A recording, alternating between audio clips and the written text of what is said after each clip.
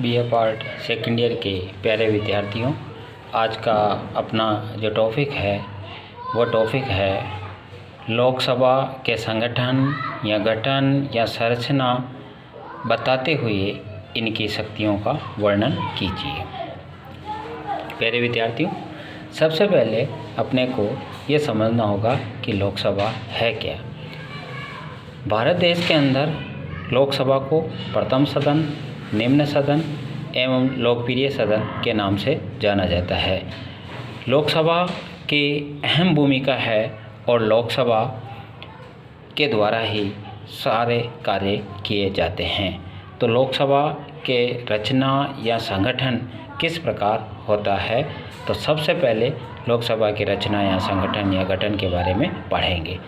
सबसे पहले इसका जो पॉइंट है वह यह है योग्यता। पहला पॉइंट, वह भारत देश का नागरिक हो।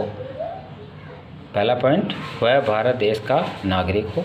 दूसरा पॉइंट, उसकी कम से कम आयु 25 वर्ष से कम न हो। तीसरा पॉइंट, वह लोकसभा के निर्वाचित होने की योग्यता रखता हो। चौथा पॉइंट, वह भारत सरकार एवं राज्य सरकार के किसी भी लाभकारी पद पर न हो। योग्यता का अगला पॉइंट, वह दिवालिया, पागल, कोढ़ी रोग से ग्रसित न हो। ये तो योग्यता वाला पॉइंट हुआ पहला। दूसरा, लोकसभा के सदस्यों का निर्वाचन। भारत देश के अंदर लोकसभा को प्रथम सदन, निम्न सदन, लोकप्रिय सदन कहा गया है और इस सदन के सदस्यों का निर्वाचन जनता द्वारा प्रत्यक्ष रूप से गुप्त मतदान के द्वारा होता है। अर्थात प्यारे विद्यार्थियों, इसको समझने के लिए लोकसभा अलग अलग राज्यों में लोकसभा की अलग अलग सीटें हैं और ये जनसंख्या के आधार पर ये सीटों का निर्धारण किया गया है।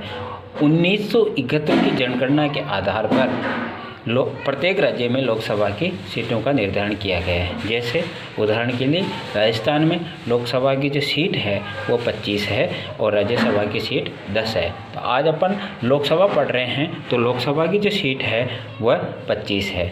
अर्थात लोकसभा के निर्वाचन में जो लोकसभा का जो निर्वाचन से क्षेत्र आता है उसमें जो निवास करने वाली जनता है वो प्रत्यक्ष रूप से अपना मतदान का प्रयोग करती है और गुप्त मतदान के द्वारा ही लोकसभा के सदस्यों का निर्वाचन होता है। पहला पॉइंट योग्यता हुआ। दूसरा पॉइंट निर्वाचन वाला हुआ, किस प्रकार निर्वाचन किया जाता है। तीसरा पॉइंट शपथ। लोकसभा के सदस्यों को प्रोटेम स्पीकर के द्वारा लोकसभा के सदस्यों को शपथ दिलाई जाती है और यह संसद का महत्वपूर्ण अंग है। वैसे संसद के 2 सदन होते हैं, लोकसभा और राज्यसभा, लेकिन लोकसभा के सदस्यों का निर्वाचन प्रत्यक्ष होता है और लोकसभा के सदस्यों को जो शपथ दिलाई जाती है प्रोटेम स्पीकर के द्वारा दिलाई जाती है। भारत के संविधान की रक्षा करेंगे, इस आधार पे उनको शपथ दिलाई जाती है। और भारतीय शासन व्यवस्था के अंदर जब तक कोई भी एमपी मेंबर ऑफ पार्लियामेंट यानी संसद सदस्य अर्थात लोकसभा पढ़ रहे हैं तो लोकसभा सदस्य जब तक अपने पद की शपथ, गोपनीयता की शपथ नहीं लेता है जब तक वह पद निर्वाचित नहीं कहलाता है। अगला पॉइंट कार्यकाल। भारतीय संविधान के अनुसार लोकसभा के सदस्यों का कार्यकाल 5 वर्ष का होता है। 5 वर्ष से पूर्व भी अगर लोकसभा सदस्य चाहें तो अपनी इच्छा से अपने पद से इस्तीफा दे सकता है। उसके ऊपर किसी प्रकार की पाबंदी नहीं है कि आप 5 वर्ष तक अपना कार्यकाल पूरा करें। किसी कारणवश अगर पद अकस्मात मृत्यु हो जाए या अपनी स्वेच्छा से त्यागपत्र दें तो उसका कार्यकाल समाप्त हो जाता है और जिस निर्वाचन क्षेत्र में ऐसा होता है उस निर्वाचन क्षेत्र के सदस्यों को पुनः चुनाव करवाए जाते हैं, उसे उपचुनाव कहते हैं। तो भारतीय संविधान के अनुसार लोकसभा के सदस्यों को जो कार्यकाल है वह 5 वर्ष का निर्धारण किया गया है। अगला पॉइंट वेतन एवं भत्ते। लोकसभा के सदस्यों को वेतन और भत्ते भारत की संचित निधि के द्वारा निर्धारित किया गया है, अर्थात उसी के द्वारा दिया जाता है। तो प्यारे विद्यार्थियों, लोकसभा के सदस्यों को वेतन भी मिलता है प्रतिमाह और भत्ते भी मिलते हैं। ये सारा जो भत्ते और वेतन जो मिलता है भारत की संचित निधि के द्वारा ही निर्धारित किया जाता है। अब लोकसभा के जो सदस्य हैं वो अगला जो पॉइंट है, एक अध्यक्ष एक उपाध्यक्ष का निर्वाचन। अध्यक्ष को स्पीकर भी कहते हैं। लोकसभा के सदस्य, संपूर्ण जो सदस्य निर्वाचित जो सदस्य हैं वह सदस्य 2/3 बहुमत के द्वारा एक स्पीकर का निर्वाचन करते हैं तथा एक उपाध्यक्ष का निर्वाचन करते हैं। स्पीकर को अध्यक्ष के नाम से भी जानते हैं और एक उपाध्यक्ष का निर्वाचन भी करते हैं। उपाध्यक्ष अपने पद का इस्तीफा अध्यक्ष को दे सकता है और अध्यक्ष उपाध्यक्ष को दे सकता है। तो इस प्रकार प्यारे विद्यार्थियों, लोकसभा की रचना, संगठन, गठन किस प्रकार होता है, इस प्रकार इसका गठन होता है।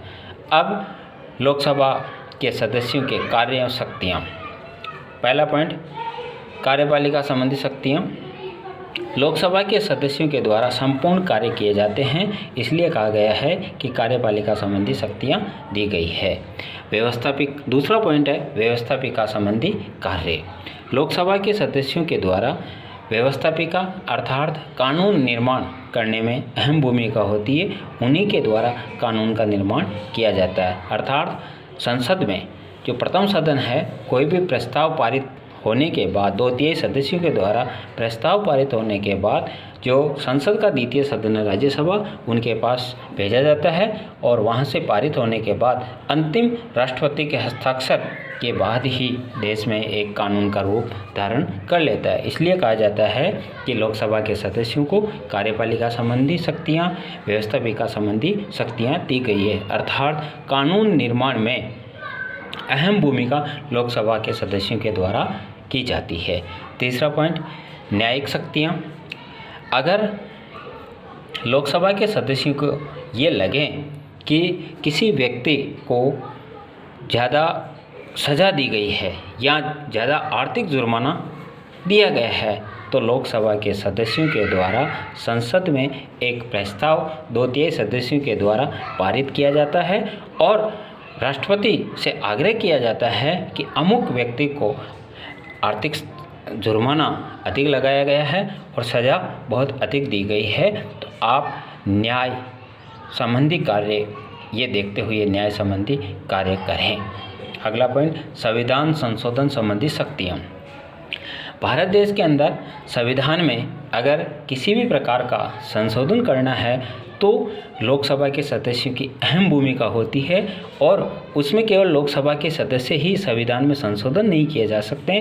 संविधान में संशोधन करने के लिए लोकसभा के सदस्य व राज्यसभा के सदस्य और राज्य विधानसभा के सदस्यों के द्वारा ही संविधान में संशोधन किया जाता है। तो इस प्रकार राज्यसभा से पहले लोकसभा के सदस्यों की अहम भूमिका होती है। लोकसभा के प्रस्ताव पारित होने के बाद राज्यसभा में भेजा जा सकता है। ऐसा कोई नियम नहीं है कि कोई भी प्रस्ताव राज्यसभा में भी पहले पारित किया जा सकता है, उसके बाद लोकसभा में भेजा जा सकता है और पहले लोकसभा में भी पारित किया जा सकता है और उसके बाद राज्यसभा में भी भेजा जा सकता है। तो इस प्रकार प्यारे विद्यार्थियों, कार्यपालिका, व्यवस्थापिका, न्यायिक शक्तियाँ जिसको न्यायपालिका संबंधी शक्तियाँ भी कहते हैं,